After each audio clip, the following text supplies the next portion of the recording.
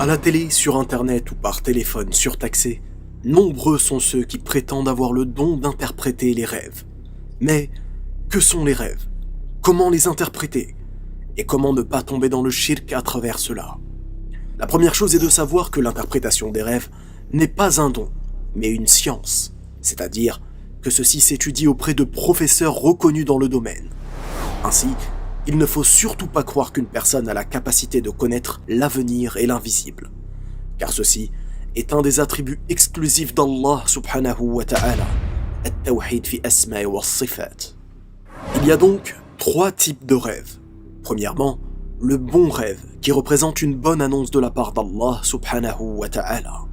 Deuxièmement, le mauvais rêve, les cauchemars, qui proviennent de Satan afin d'intimider et de rendre triste. Troisièmement, les rêves naturels en référence à ce que la personne pense et observe au quotidien.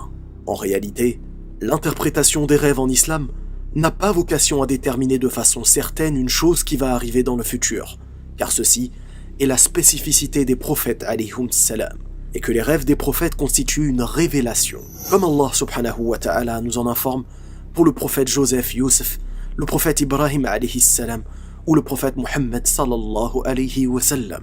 Le but est plutôt de savoir de quelle catégorie est le rêve et de comprendre ce qu'il peut signifier, en le comparant et en se basant sur les preuves religieuses existantes du Coran et de la Sunna. Alors, devons-nous systématiquement chercher à interpréter nos rêves? Eh bien, non. Voici ce que doit faire la personne si elle fait un mauvais rêve. Tout d'abord, elle doit évoquer Allah subhanahu wa ta'ala, al-dhikr, en formulant des paroles de glorification telles que Allahu Akbar, la hawla wa la quwwata illa billah. Car Allah subhanahu wa ta'ala nous informe dans la sourate Ar-Ra'd au verset 28, certes, c'est par l'évocation d'Allah que les cœurs se tranquillisent.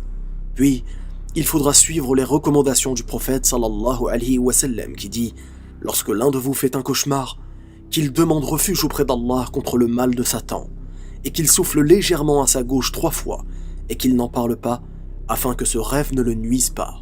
Bien entendu, et en prévention, il existe plusieurs invocations à réciter avant de s'endormir.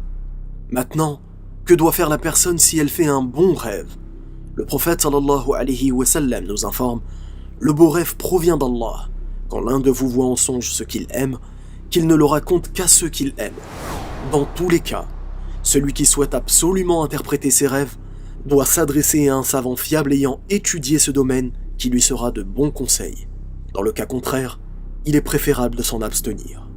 Attention, s'adresser à un charlatan qui vous prétendra détenir un don sera peut-être la première étape qui fragilisera votre tawhid. Il s'amusera de vous en vous rendant dépendant de ses conseils et vous mènera peut-être au divorce, à la séparation ou pire encore, au shirk. Aussi, beaucoup de gens font la prière de consultation et pensent qu'ils trouveront une réponse dans leurs rêves. Combien de personnes ont annulé leur mariage, reporté leur pèlerinage ou annulé leur projet de zakat après avoir fait un mauvais rêve sur ces sujets? N'oubliez pas que le rêve désagréable provient du diable et qu'il n'existe aucune preuve que le rêve est un élément à prendre en compte pour la salat al-istikhara. Avant de se quitter, dites-moi en commentaire quelles invocations faites-vous personnellement avant de vous endormir pour vous protéger et pour vous éviter de passer une mauvaise nuit. Wallahu a'lam, barakallahu fikum, wassalamu alaykum wa rahmatullah.